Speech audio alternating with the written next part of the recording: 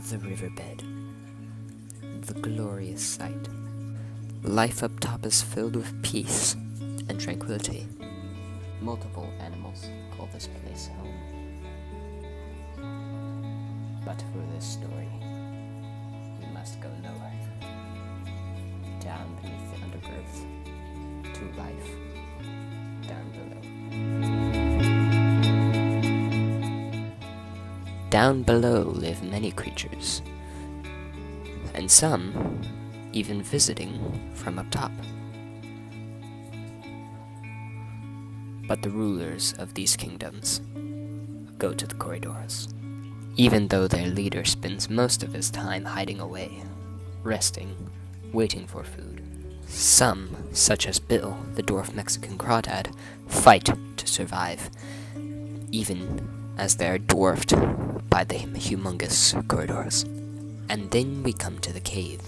It is the area of a long battle. You see, in this cave is a Kuliloch, but this cave was built by Bill.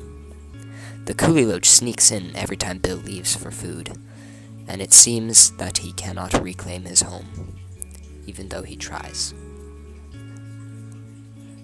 But to no avail. Bill leaves his cave, but he'll be back. On occasion, he spends nights up in the Carolina water shield or in the roots of the bamboo. But his home is his home. He's built it from scratch, and it has been stolen. Kevin and Toby like it down here. They will frequently venture to the top, though, because they are convinced that they are dolphins, and they are also convinced that they are tetras. And Bill watches from afar, knowing that he cannot rule like they do. Poe the Panda Corridor spends most of his time by himself, though he will occasionally school with the others. Bill is curious on what's happening. Bill is basically just going to be in every shot of this video. Ah. Toby has found a spot to lay. And be peaceful, waiting for his meal to arrive. And Kevin is swimming frantically, begging Toby to join him. The bottom is also frequented by Von Rio tetras. Even though they live mostly at the top, they enjoy the areas down below because you always are on your toes, even though many choose to stay up above.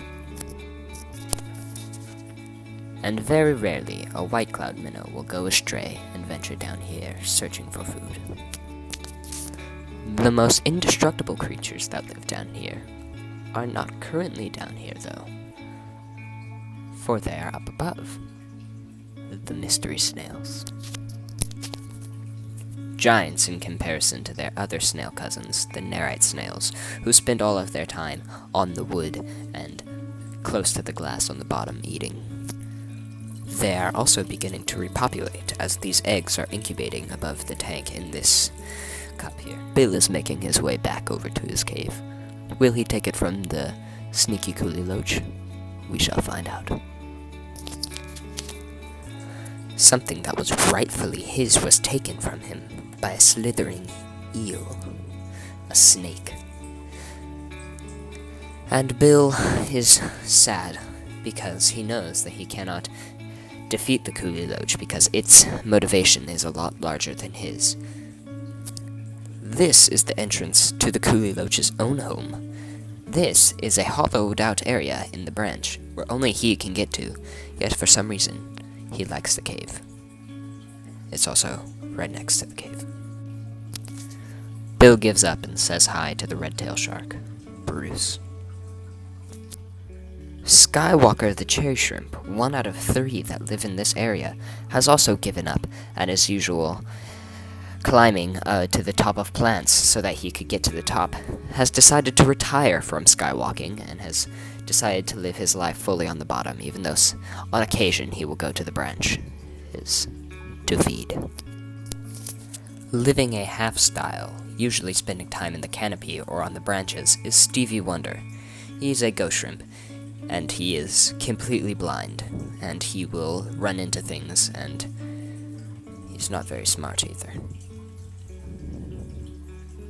But I named him Stevie Wonder because I love Stevie Wonder music. This is Dale, the newest addition to Life Down Under. He is a Corridor Stirby, and he entered this world only yesterday. Then we come to the brothers, living a semi-bottom left lifestyle. They spend most of their times in the canopies of the plants. These are Otocinclus catfish. They are incredibly peaceful. His concentration astonishes me. Right now, life on the bottom is peaceful, but when food comes, it quickly turns dark. Kevin and Toby are the first to sniff out the goods. Toby has sensed one and is approaching it. The Pepper brothers also sense that something is amok, and quickly move over to investigate. He has found his treat. The other Pepper brother also senses something, and is wary at first, but will soon move in. Oh, no, he's just wary. King Gorge sits and waits, but he is fully aware that something is happening. Food has arrived. The Corridors run amok and start their feast. Bill also senses the food and is running to his cave to see if it is free of the Cooliloch. Sadly, though, his home is occupied, and he can see that. Bill is hungry as well, but he knows that to go against the Corridors is a fight. Here he has grabbed one, and he has sensed that a Pepper brother is near him, so he shoots him off. These two are his now, but he's back for more, though he advises against it. A rare instance to the bottom is the Pleco.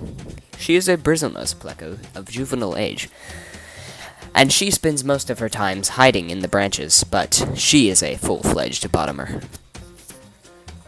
Defending his food is a hard thing, because the Corridors are vicious. Although they seem preoccupied with these three, these two are his for now. Sometimes the Corridors are too harsh for Bill, so he retreats to his spot in the roots of the glorious plants. The Corridors overpower him, so he sometimes must retreat to the world up above in order to get some solidarity. The Pleco has retreated near the back roads near King Gorge's cave and the back road, which leads from King Gorge's cave all the way to Bill's cave. The Pleco tires herself of life at the top and returns to her home down at the bottom. She sits on the sand to rest.